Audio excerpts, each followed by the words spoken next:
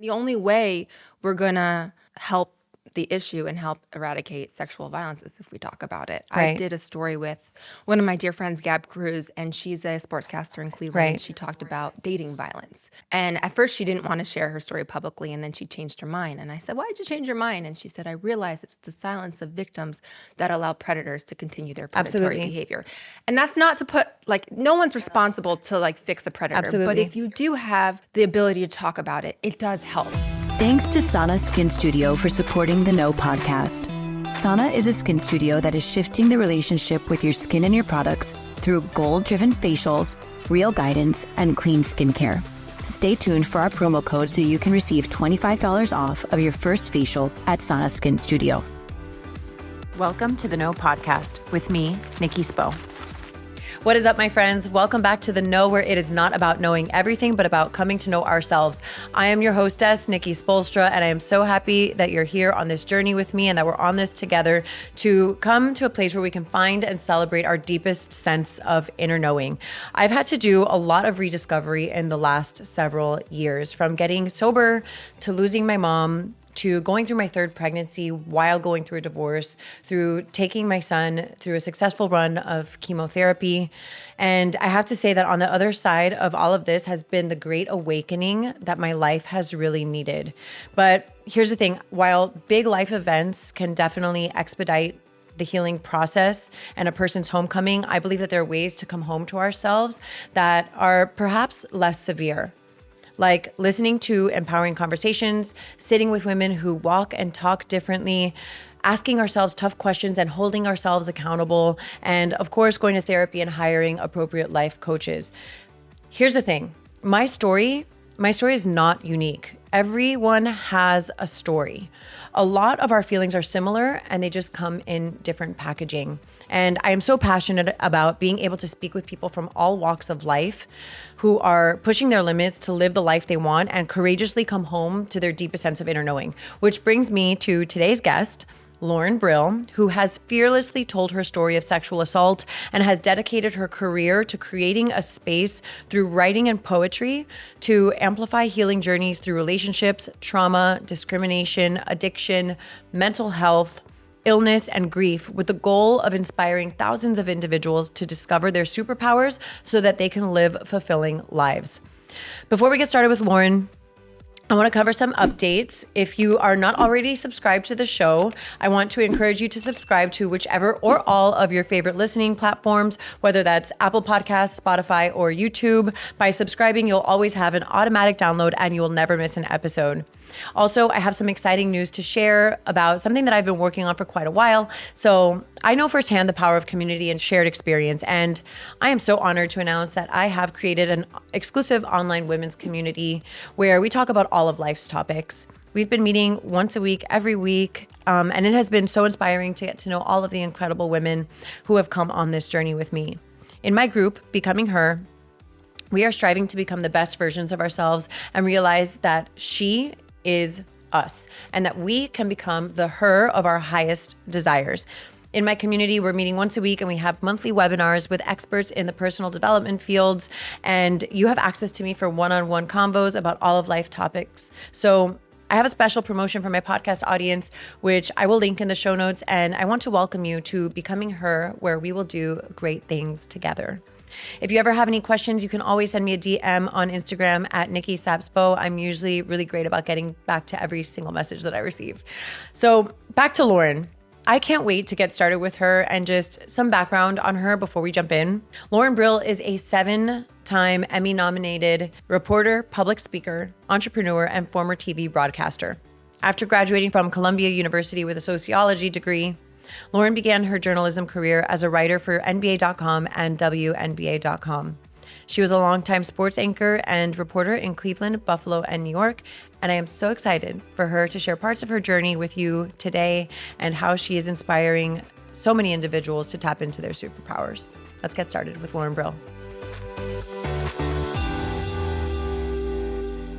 What's up, you guys? I have Lauren Brill here, author of Unsealed, Your Superpowers. Lauren, thank you so much for taking time to meet with me today in person. This is so amazing. No, thank you so much for having me. I really appreciate it. I feel like it's been a long time coming. We've been like trying to get on each other's calendars forever, and it's here. The day is here. I'm so excited. Yay. So I feel like we have a lot in common. We have a lot of overlap of things that we talk about, the type of content that we each talk about as far as like healing journeys are concerned. We have the overlap of Lifestyle Magazine having run features on us, which, you know, are a dear person who became a dear friend to me, Kevin Kaminsky, the author of each of our articles, passed away last December, which was really so sad. And what a beautiful soul and light he was, and really so grateful that I had the opportunity to meet him, but also wild that like that's like an overlap in each of our journey. So Lauren, let's talk about like some of the lighter connections that we have. Like, hello, the NBA. You have been a WNBA writer and an NBA writer. That is like, what a small world is this? Yeah, that was my first job. I was in college and I wrote to every single person I could find that worked for the NBA, and I ended up getting a job in the broadcasting department my junior year of college. And then I realized they were outsourcing all the WNBA content, and I said, I'll write it. And I started writing for the WNBA in college, and then afterwards they moved me to the NBA when I graduated. So it was an awesome experience and I loved it. It was a great team of people and they treated me really well. So I'm grateful for that experience. How was it writing for the WNBA? You know, we hear a lot about like the inequality between the two sports, like the men's league and the women's league. How was it to write about the women that are performing at such a high level? So I loved it. I was an athlete. And mind you, I was writing for the NBA or the WNBA in 2006, 2007. So this is a long time ago and we've made a lot of progress since Sure, then. absolutely. But they were extremely accessible. They were happy to talk to you for as long as you wanted to talk. So they were very accessible. And as a former athlete, I looked up to these women. You played soccer. I played soccer, yeah. And I wasn't like a great athlete. I wasn't anything to compared to their level, but just somebody who appreciated a competitive spirit, somebody who appreciated people with confidence and swagger. I mean, Becky Hammond had so much swagger and I loved that about her. And I loved reporting on them because of the access and the approachability, but I also looked up to them and was inspired by their energy and their spirit and their tenacity and their confidence. So I think it was twofold for me, especially being so young at the time. I have a story about Becky Hammond. Several years ago, many years ago at this point, I was at NBA Summer League in Las Vegas. And this is when Becky had recently become an assistant coach for the Spurs. And so I'm around a lot of NBA people, right? And the word on the street was that Becky Hammond was sitting there in a practice at the top of the bleachers, like pounding away on her laptop and just like really just like going at it and super, super like engaged in her job. What a thought, right? And so there's all these guys just around, like, I mean, and I know so many people in the NBA. It's not just like one community of people. It wasn't like just reserved to the Miami Heat. I've met so many people in the NBA across the board, right? And there's this narrative going down in that setting. I remember I was at like, I don't know, I was like at some party and the guys are like kind of knocking her for being up in the bleachers, working her ass off. Like, hey, Becky, chill. It's Summer League, right? And I remember, and I hope Becky listens to this because girlfriend, I had your back. I looked at these guys and I'm like, you realize that as a woman, Becky has to show up and work 3 times as hard as any of you guys who went out for drinks the night before and are just rolling into Summer League, you know, hungover and not taking it seriously because she's a woman. So you guys are like over here complaining like, oh, the women are going to take our jobs in the NBA. Damn right, when they outwork you like that. Well, I think that's part of it. They're like, wait, I'm not working, so she shouldn't be working. They're afraid to be outworked. And I think Becky Hammond's history is inspiring and interesting. She was not like a highly coveted player. She was considered undersized. I don't know if she was even drafted into the WNBA. I think if she was, it wasn't a high pick. She really busted her tail to prove herself. And then she was one of the greatest players of all time. So she only knows hard work. But I think it's also the narrative that you talk about a lot. Women can't win. You're damned if you do. You're damned if you don't. If you don't work hard, about that a lot. If you don't work hard enough, you're lazy and you're not fit for this position and you can't do it. But if you work too hard, chill out, everybody girl. Relax. Like, right. You know, So I think, Becky Hammond, I remember she used to chew a lot of gum and she just had so much swagger and confidence.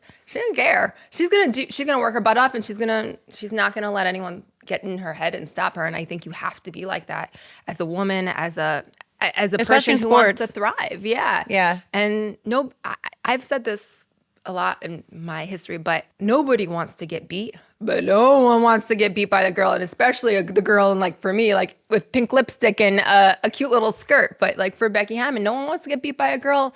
There's still that mentality in 2024. Yeah. Well, props to Becky Hammond. I never knew you. I've never met you, but in that conversation when that was happening, I had you back. So good karma, good juju is going around here. I know that. Lauren, we talked about coming to know Kevin Kaminsky and how he published a story about you opening up about the sexual assault you experienced as a high schooler. And so that is something that you and I have in common. In different ways, and my very first podcast episode that I ever recorded was with a woman named Lauren Brill, and she's a Florida senator now, and she has Lauren's Kids, which basically like brings awareness to childhood sexual abuse. And it wasn't until hearing her story that I was able to uncover some really painful memories of my own.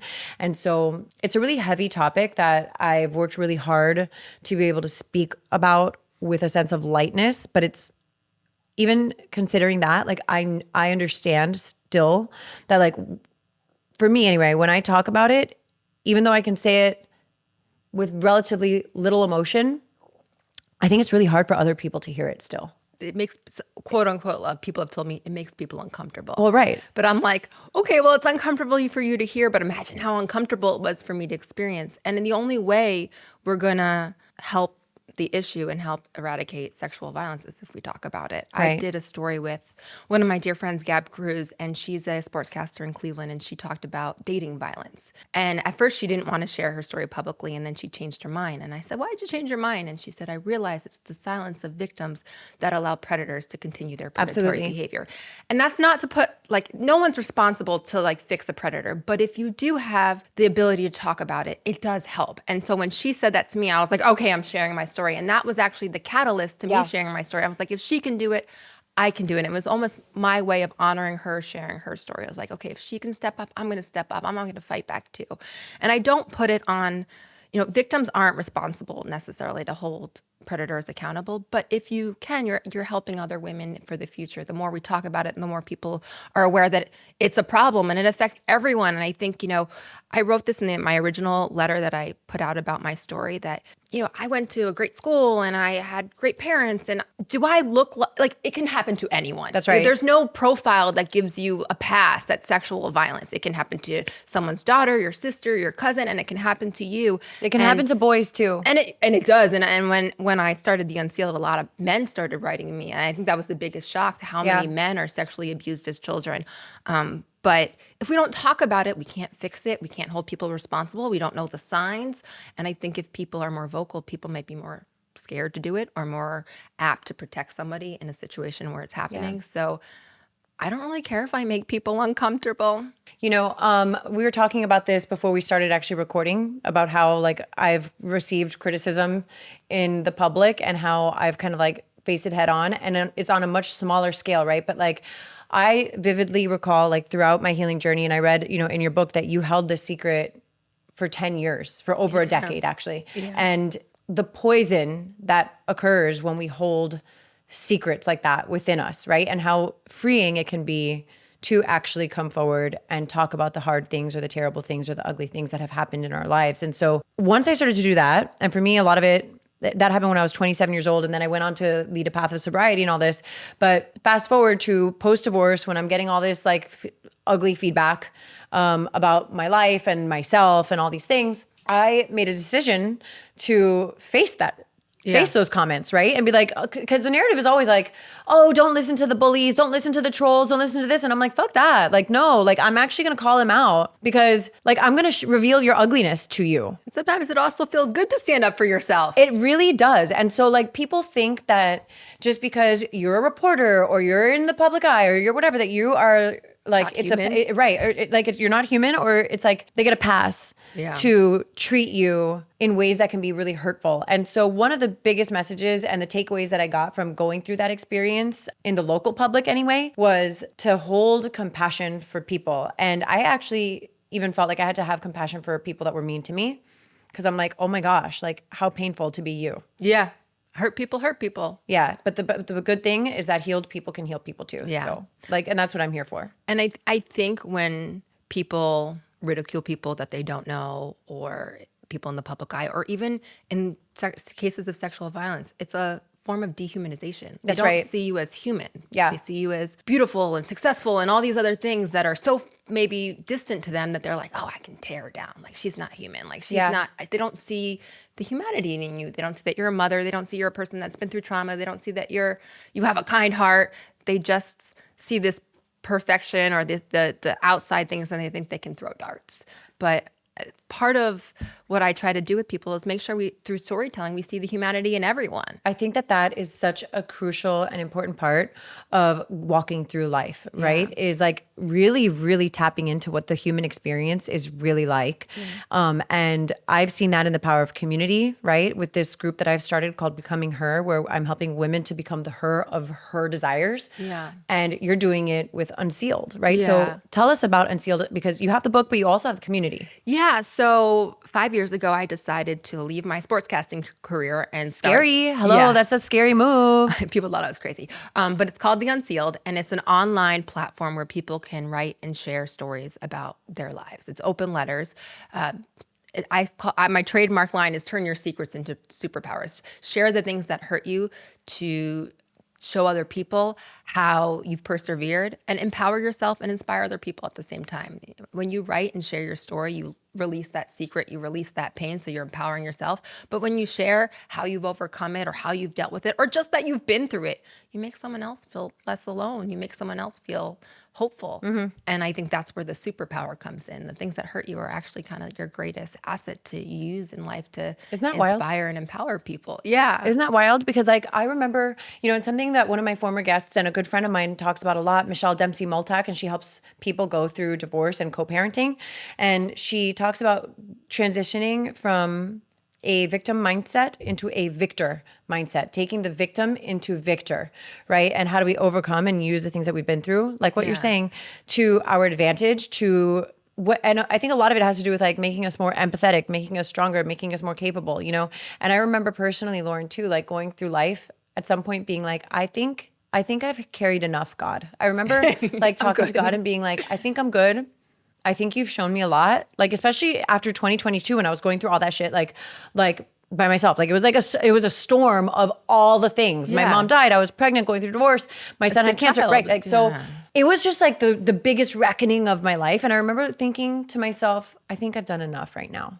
And I think I need a break. And what's wild is that once I started talking about it and being like, okay with my position, is when the awakening really, really happened for me. Do you look back now though and see like, okay, like I handled this, I handled that. I had all this on my plate, which is a lot for any human. And I came out and I'm stronger than ever. I'm better. Like, you ever feel like, okay, world, hit me with your best shot. Like, I got this now. Right. Does it give you the sense of I can take on anything? It does. It does. Right. But it wasn't, I didn't feel like that until after I was like really angry that I had to hold that much and that I had to carry that, like that I had to bear that much pain. Yeah. Right. Like, cause I went through like, and I'm sure you can relate to this on some level, like being angry that you went through that. Right. Like being big mad that why me? Like, why did all this shit have to happen to me all at once? Right. And I'm talking about like also like stuff from my childhood, right? Like the stuff that you write about in your book that you carry for years without telling anybody. Right. I think once I got through the anger, then I was able to be like, oh, I'm the toughest bitch I know. Yeah. Right. So now like you can do anything in life, right? Like start a business. Okay. Right. Like it's kind of hard to phase me. And do you feel like that with yourself and what you've been through? Yeah. I mean, I think I purposely kind of tell myself that narrative, but I'm like, if my 16-year-old self could get out of that situation and then pursue my dreams, pursue all the things that I wanted to do, and accomplish them despite what happened. I owe it to myself not to give up on the things that I want now. I owe it to myself to believe in my strength and believe in my power. So I think that my 16-year-old self is is what kind of drives me now to know that I can't give up, and whatever I want to do, I have the power to do it. I don't know if I went through the anger stage as much. I didn't process my assault very well. Like, I just put it in the back of my head for a really long time. And instead I threw up every day. Like, that's how my body processed it. And I thought I was going to doctors and gastroenterologists. What's wrong with me? What's wrong with me? You're fine. I'm like, that's not possible. I feel sick. And then I started talking about it and my stomach felt better. I'm like, what is going on here? And that's when I realized how much the mind and body were connected. Well, the body there's a whole book about it. Like, the body keeps the score. Yeah. Your body remembers what your mind forgets.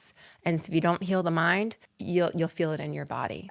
I mean, it's so obvious too. Like when you experience it and you come out of it, it's like obvious, right? In the moment, it's not obvious. Yeah. Like, I remember thinking like, okay, I'm so depressed. I have so much anxiety. I have all these things that are going wrong with me.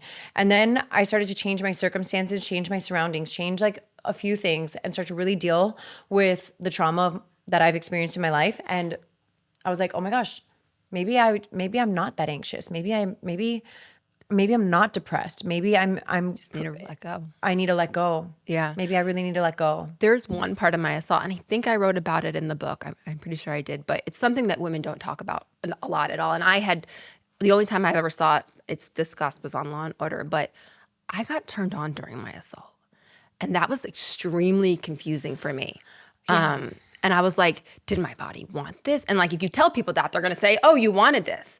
And that's not the case. There has been research that said it happens often with women because it's actually a way for your body to protect itself. That's so crazy. And but I can relate to it. Yeah. But then there was a loss of control with my body, right? So I was carrying that shame, and I was like, I think that was part of the secrecy. And when I told my mother, and my mother has a degree in psychology, so somehow she always knows how to say the right thing. Right away, she said, oh, it's like Pavlov's dog. It doesn't mean you wanted it. It's just, you ring the bell with Pavlov's dog, he's going to salivate. It's the same sort of scientific process and concept. And as soon as she told me that, my stomach got better. Everything got better. I mean, my relationships with men got better, everything. It just was like, oh, it wasn't my fault. And it was so freeing. And I don't talk about it in every interview, but I do think it's important that women know that that's normal. And that doesn't mean you wanted it. It doesn't mean you asked for it. It doesn't mean you liked it. It's just a physical reaction. And that was also really freeing for me to just tell my mom. And then now I do share it with other women because someone else could be suffering for the same reason. Yeah. I think that there's also a lot to be said about the people who believe you when you come forward and you tell your secret. Yeah. I worked with a therapist, and she was on my show before, Dr. Andrea Loeb.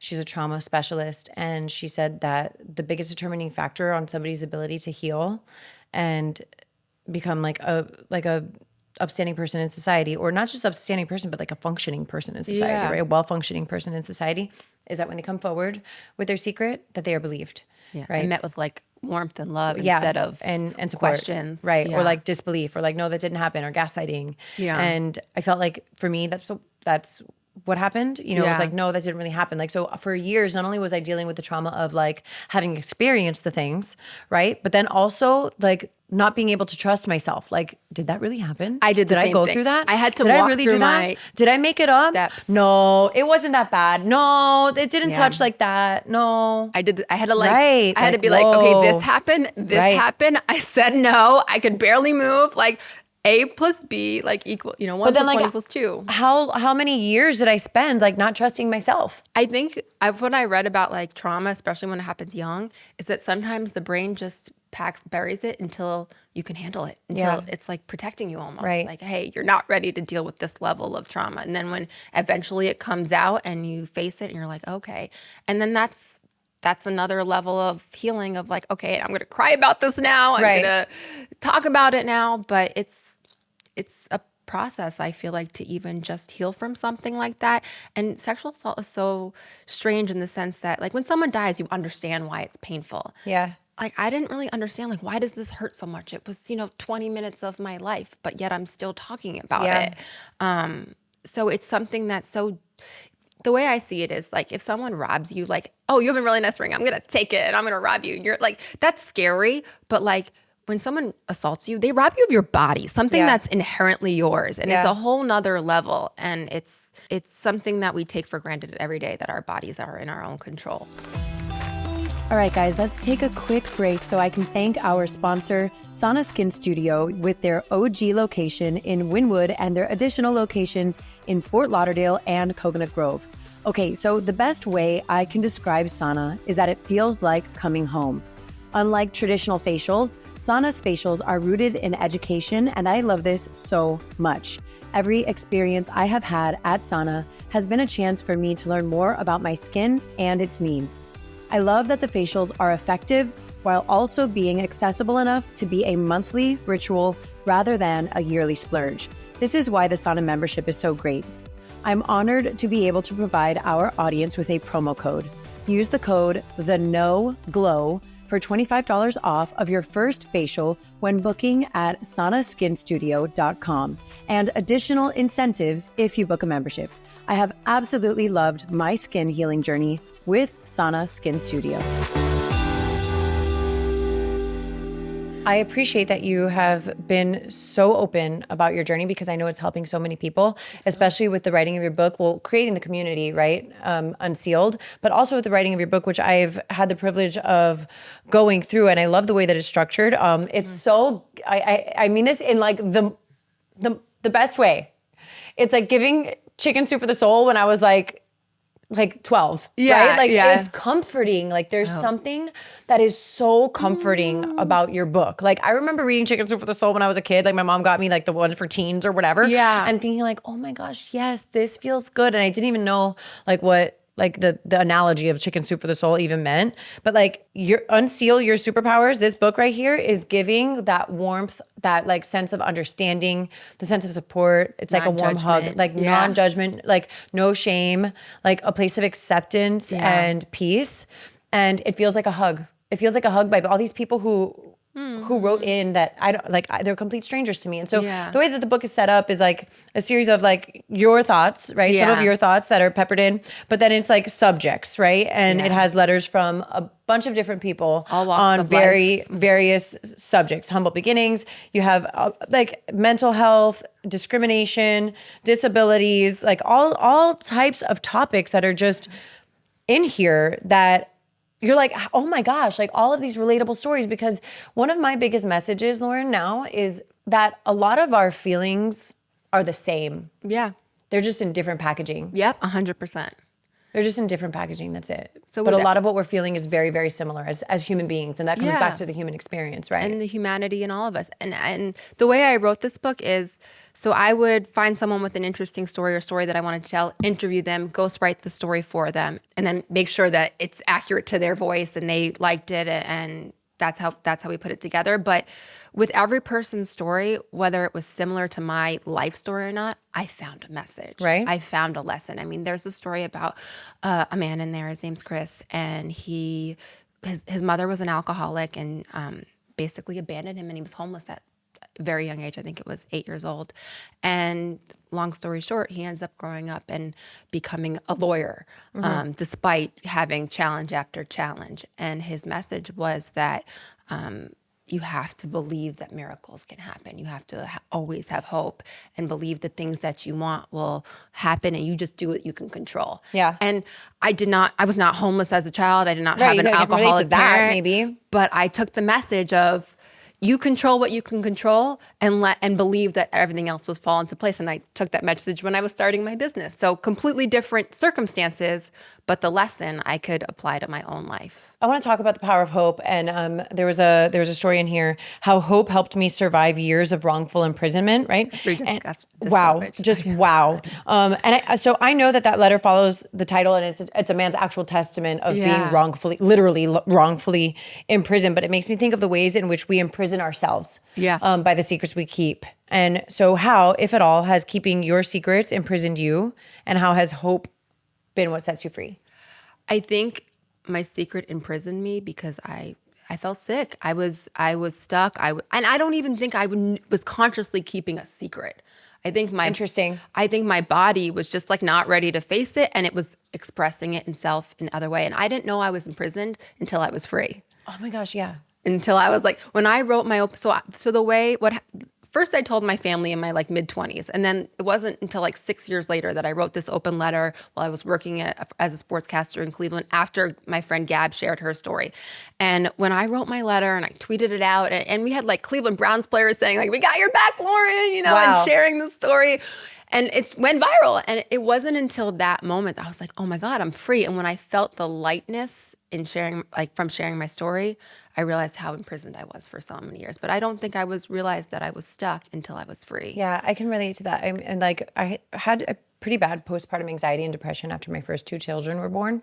And especially when the first time around that it happened, like I did not know that I was unwell. Like I did not know. I was just like, this is what being a new mom is like. Like this is, and it wasn't until like afterwards that I started to feel normal again. Like that you put it together. And what was normal, because I was still like dealing with my own trauma, right? Yeah. But it wasn't until after I like was out of that like dark cloud that I was like, oh, I was in a dark cloud. Like I had no idea. But you feel better and you're like, oh, I didn't feel like this a month ago. Right. You just start to think it's like when you have an injury in your back or something, like you tweak your back and it just starts to like become part of your everyday life. You're just like, okay, whatever. I have back pain. And then you don't realize like how much pain you're walking around with. And I bring that analogy up because like it's easier to think about physical pain. Yeah. Right. Like we carry around, oh, my ankle hurts. So I start to like make all these modifications. And when I'm working out, like maybe I like lean on if it's my right ankle, maybe I make all these adjustments to like lean more towards the left. And then something else starts hurting because I'm making that adjustment. And then it's like this ripple effect. And before you know it, you're just walking around with all this physical pain. Right. Yeah. And you don't even, and it just becomes part of your everyday life. But society can wrap their head around physical pain because it's physical. Like tangible. Emotional pain is a lot more difficult to digest for people and to even see. Yeah. Like, can't even see it, right? Because it's happening within. And we're all like, for the most part, trying to be functional people. Yeah. And go about our everyday lives. And so it can feel really isolating, I think, when you don't have a story, or you don't have a community or a safe space to land with whatever it is that you're going through. Because I really do believe that it's the talking about it part, like you're saying, is what does set us free. And it also like gives us hope. Yeah. And I think that like hope is the thing that has saved my life time and time and time again. I think hope, love, and faith are the 3 most powerful human emotions. Hope, love, and faith. Because if you have no hope, what's the point? You know, I was in Cleveland working for the news, and there was this story about these 2 boys who were like 15 years old who just like decided today they were going to go to a gas station and kill somebody. And they did. And then I saw them get, arraigned, and they were just like these 2 little boys. And I was like, what could it possess a 15-year-old to just kill somebody and throw their life away at the same time? No hope. There's no hope. And if you don't have hope, you have nothing. So I think hope is just so important so that people have a reason to dream, a reason to believe, a reason to work hard, a reason to wake up every morning. So I think hope is the most powerful and important emotion. But I think hope, faith, and love are all kind of right up there. I think I think they work together too. I remember being in a very hopeless time in my life, and like I remember what it felt like to not want to live, like not wanting to hurt myself or anything, but like just being done. Like being I'm done. exhausted. Like I'm tired. I'm done. I think I'm done here. And finding a community truly saved my life. Yeah. Like truly, truly it turned my life around. Because your thoughts ruminate in your head. Yeah, absolutely. And I think, so I've read a lot. I'm not a psychologist, but I've read a lot about psychology. And what I read is that if you have these thoughts ruminating in your head, they will take over you. They will bring you down. You need to let them out, whether it be writing, music, art, conventional therapy. All of those things have very similar effects. You just pick the one that works for you. For me, it was writing. For someone else, it might be music. For someone else, it might be a therapist. For someone else, it might be painting. But you need to express and get the thoughts in your head out. You need to take out the garbage. You need to take out the garbage in your head and dump it. And so, there's a lot of scientific evidence that when people write, they have less physical illnesses, their grade point average improves, their absentees lessen at work. Like there's all these tangible things that improve when you just let out your feelings through writing or other mechanisms. So it's so important to have an outlet. And then I think too, when you're met with kindness or met with love, when you let those things out, it just elevates that healing process and makes it feel safer to continue to do it. If you let out your feelings, as you said, like when a sexual assault survivor, if they let out their truth and then they're not believed, they don't heal. But if they let out their truth and they're given a hug, they start to feel better, and they start to truly progress and feel safer to continue to heal. And it was interesting you mentioned the book feels like a hug, because one of our Unsealed members said that the Unsealed is like a journal that gives you a hug, because we write everybody back when they share their stories. That's incredible. That's the idea, to let people open up and meet them with kindness. Yeah. Let's talk about your writing journey, because I read that your English teacher was actually like, maybe you should study math, sweetheart. Like, maybe you should study math. Yeah. That was. But here you are. Look at you. I didn't care. You're like, okay. So I had an older brother that was really smart, like way smarter than me, and I will still say that. And he's like, oh, you're smart too, but he's great. But I was always striving to be as good as him, right? Like he was here, and I, if he got 100 on the test, I got a 98. So I did well in school, but never as well as him. So I always had a high bar to set. So he got into a great school. He went to Columbia, and I was like, I got to get in there too. It was a competitive spirit, and math came really naturally to me. But English didn't. Like it just didn't. And I didn't understand like the grammar stuff. Like it was hard for me, but I didn't want to give up on it. And I also always liked writing poetry. And when I got waitlisted at Columbia, and I did end up getting in, it was like, I don't know, that was like a milestone in my life, because I had set that goal to just, not be far behind my brother. And when I got to Columbia, they had a writing center. And I was there every day. I took every single paper there and was like, tell me what I'm doing wrong. And then there was a teacher there who I actually sent the book to and mentioned him in the acknowledgments, who let me rewrite my papers like 12 times. He's like, I can't regrade it 12 times. I go, I don't want you to regrade it. I want to learn how to get it right. Yeah. And he read it 12 times until I got it right. And by my senior year, I was getting an A on every paper. So yeah, this teacher in high school I went to public school my whole life. And then, my dad didn't like my boyfriend in high school, so he made me go to private school the last 2 years, and they were ahead. They were just ahead. They were better writers and more prepared. And so this teacher at the private school was like, you're just not where everyone else is. Like, you should focus in math. Math, it's harder to be ahead. If you get it, you get it. So, I don't know. I didn't listen to him. He also told me I shouldn't go to Columbia. I wasn't smart enough. I don't know. And I just didn't listen. Sometimes you just got to believe in yourself and just truly, and just follow your heart, and know that like nobody knows what you're capable of except you. Nobody knows. The only person who knows your true power is yourself. Lauren, I feel like I can relate to that so much. When I was in high school getting ready to go into college, I got a scholarship to a fashion school to study fashion design, and eventually decided that wasn't for me. So I transferred to a community college because it was what was affordable for me. And then later transferred to Florida International University, which is where I graduated from ultimately. With honors. Yes.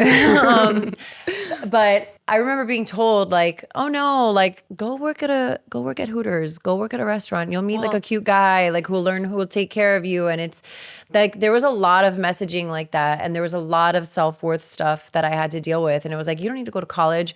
And it like, I was very angry for legitimate reasons, right? Like I had a lot of anger growing up for legitimate reasons, but like that really pissed me off that was the messaging. And so instead of doing that, I like worked 3 jobs in in college. I worked 3 jobs in college and put myself through school and got straight A's, Like it was the fuel that I needed for whatever reason to get myself and push myself to the next level. Yeah. I grew up with a mother who is gorgeous. She always was gorgeous. She's 72. She's still gorgeous. And everyone always used to hit on her. And I also saw how they would put her down too, though. Yeah. Like if she talked about like world issues, they'd be like, what do you know? Like, oh, wow. And I think that probably happened a lot with you too. You're a dancer, you're beautiful. And I think people want to assume that if you have all this, you can't have this too. And it's easier to tell you to go work at Hooters than it is to be like, oh, you're probably really smart. You should go study, right? Like, I think it's also what we talked about before, that other people's insecurities. If you get to be good looking, you don't get to be smart too. That's so wild. So I saw it with my mother, and so I could totally see. You probably experienced it yourself as well.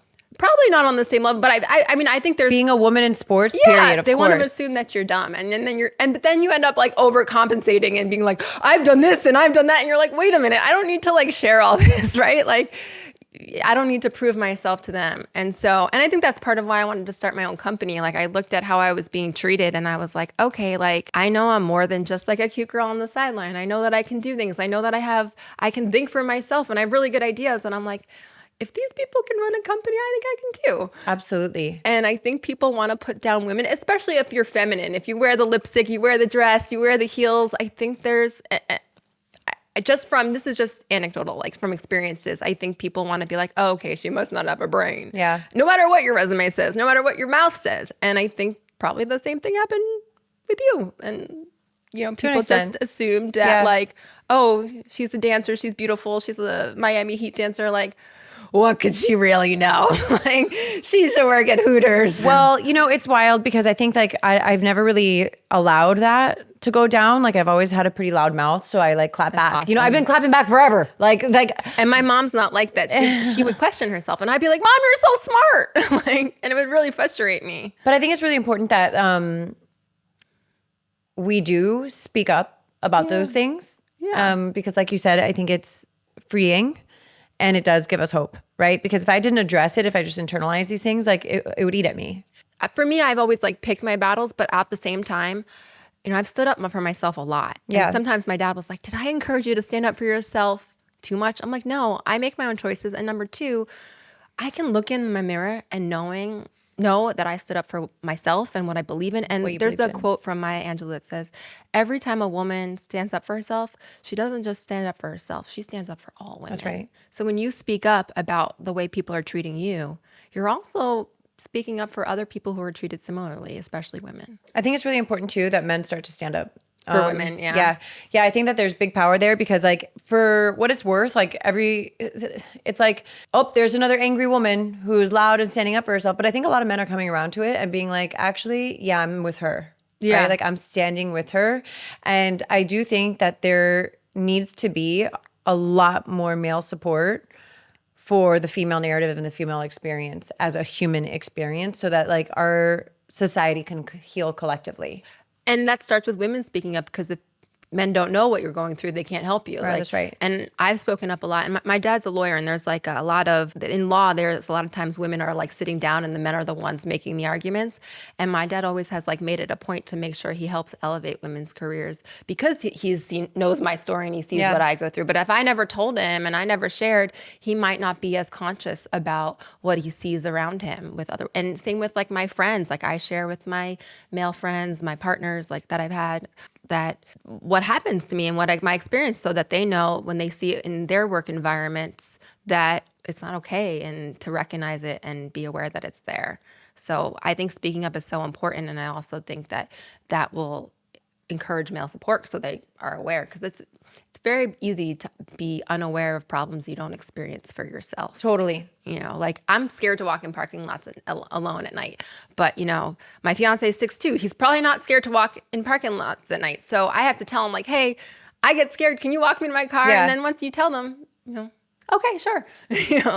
So I think people are unaware of problems that don't exist for them. So I think it's really important that everyone shares. Yeah. So they're more conscious about other people's experiences. Do you ever get tired? Like you have this community, you're helping so many people, you're doing the work. Do you ever get tired? Do you ever feel like, is it worth it? It's like, what am I doing? What am I doing it for? I get tired when the technology stuff doesn't work and I don't know how to fix it, and I got to spend more money to like get someone else to fix it. Like, I use so many different technologies and softwares to make money, to run my company, and I don't know that side as well. So that's when I'm like, I just want to throw this computer at the door. But I have a little folder on my desktop, which is like, it says keep going. And I started this summer when people send me a message like, the Unsealed saved my life, or the Unsealed has helped me get out of depression, or whatever it is, that some positive comment about their experience with the Unsealed, I save it. So if I ever have that moment, I just go back and read them. I'm like, okay, I got this, like there's a purpose to this. And I love it. Like even on the worst day, I love it more than I liked working for someone else. So I get frustrated, sometimes I'm like, should I just sell it now? But then I'm like, no, this is my heart in a business. Like this, it's a true reflection of all the things that I'm passionate about: storytelling, helping people, making sure everyone feels they have a voice and everyone feels that they're heard. You know, when you're working for the NBA and other outlets, you're interviewing LeBron James and big names that voices are heard and have a platform of their own. And so now I'm making sure that everyone has a microphone. And that's important to me because everyone deserves to be heard and everyone deserves to have a voice and everyone's story matters and everyone's story can contribute to making the world better. The more we hear people's hearts, the more we can come together and correct some of the wrongs in our world. Lauren, it's been a pleasure to speak with you. Thank you. This is Lauren's book, Lauren Brill, Unseal Your Superpowers. I hope that you all go check it out. It is wonderful. She is a wonderful light, and it's been a pleasure to be in your presence. No, thank you so much for having me. It's a pleasure to be in your presence as well. See you guys next time. This podcast was brought to you by Sana Skin Studio. Be sure to use my code, TheNoGlow, for $25 off of your first facial at Sana when booking via sanaskinstudio.com. More than a skin studio, Sana is a movement towards healthier skin and self-love. Thank you so much for listening to The Know. If you loved this episode, go ahead and share it with a friend. Words are so powerful, and someone may need to hear what we covered today. And if you really loved this episode, please take a moment to rate the show and leave a review. Your comments are so important and valued, and they give other listeners insight on what to expect on The Know. You can connect with me personally via Instagram at Nikki Spo and The Know with Nikki Spo. My hope for you today is that you are fearless in looking inward so that you can be your highest, most authentic self and go after the life of your dreams.